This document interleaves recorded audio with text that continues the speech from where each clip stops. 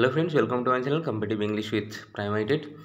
তো বন্ধুরা, আজকের এই ভিডিওতে বেশ কয়েকটা কেসের ব্যাপারে আলোচনা করব। এই কেসগুলোর কবে কি হিয়ারিং রয়েছে এবং এই কেসগুলো সেদিন সমাধান হওয়ার সম্ভাবনা কী রয়েছে অবশ্যই শুনবে। আর এই কেসগুলো মূলত 2022 টেট পাস যারা তোমরা রয়েছো, অপেক্ষা করছো নিয়োগের জন্য, ইন্টারভিউ নোটিফিকেশনের জন্য, তো তোমাদের ইন্টারভিউ নোটিফিকেশনের পথে কিন্তু বাধা হয়ে রয়েছে। তো চলো আমি একটু আলোচনা করি। তো দেখো, প্রথমেই তোমরা দেখতে পাচ্ছ যে ওবিসি মামলা বা ওবিসি রিজার্ভেশন যে সার্টিফিকেটের যে মামলা, তো সেটা কিন্তু বর্তমানে সুপ্রিম কোর্টে বিচারাধীন এবং গত মাসে এটা কিন্তু হিয়ারিংয়ের সম্ভাবনা ছিল।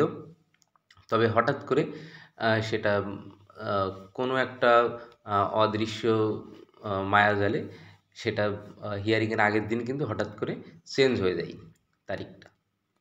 তো যাই হোক, তো এই মামলাটার কিন্তু আবার শুনানি রয়েছে চলতি মাস, অর্থাৎ এই মার্চ মাসের 18 তারিখে।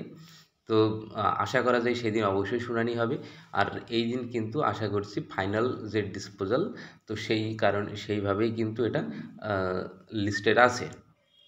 তো দেখা যাক কী হয় শেষ পর্যন্ত।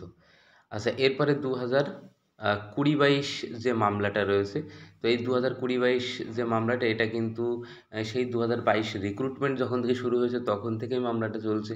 এখনও পর্যন্ত কিন্তু মামলাটার কোনো নিষ্পত্তি হয়নি। তো এই মামলাটা কিন্তু আবার শুনানি রয়েছে আগামী 3 তারিখে।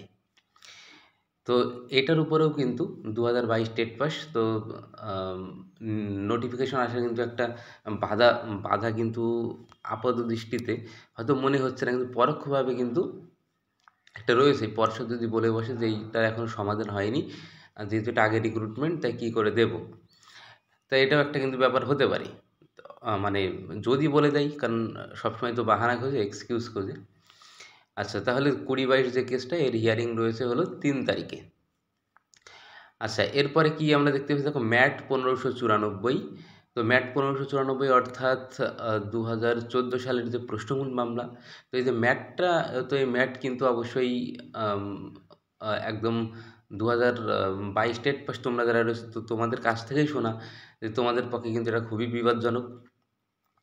তো হ্যাঁ, এটা একদিক থেকে অবশ্যই যদি ম্যাট থেকে কোয়ালিফাই করে, সেটা হলো অনেক একটা কম্পিটিশন কিন্তু তৈরি হয়ে যাবে 2022 টেট পাসদের ক্ষেত্রে।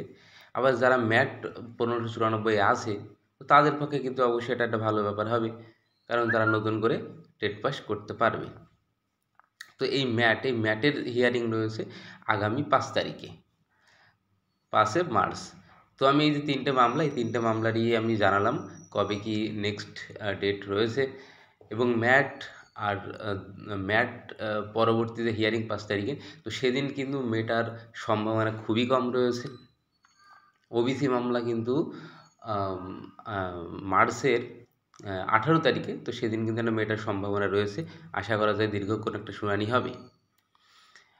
আর 20-22-এর ক্ষেত্রে, 20-22-এ তো অল্প অল্প খুবই কম সময়ের জন্য হিয়ারিং হয়।